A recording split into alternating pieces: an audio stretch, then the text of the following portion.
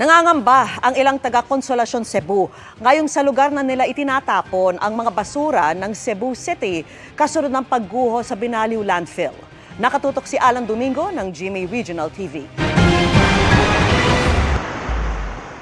Matapos isara ang Binaliw Landfill dahil sa pagguho ng bundok nito ng basura.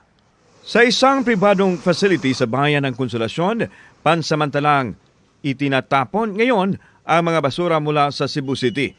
Pero nangangamba ang Barangay Pulpog kung nasaan ang pasilidad sa peligrong maaring idulot nito. Amo ana prevention na gyud nga dili may kuan mi kung sa mga safety sa among katawhan diha.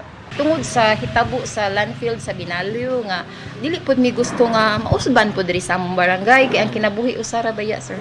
Bukod pa yan sa traffic na nasaksihan ng GMA Regional TV kanina. Dumagdag pa kasi ang mga truck mula Cebu City sa mga dati ng truck mula sa bayan mismo ng Konsolasyon at katabing bayan ng Liloan. Bukod sa pag-aayos ng ruta, gusto ng barangay na limitahan ang pagtatapon ng basura mula umaga hanggang alas 10 lang ng gabi para hindi makaisturbo sa mga residente kung oras ng tulog. One-way policy. Then ang kanang monitoring sa karsada.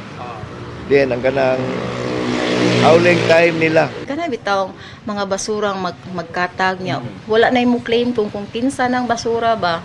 Nya mo na siya nga mapangitaan sa dunta nagpaagi ng inana ba nya unsa ka safety pod.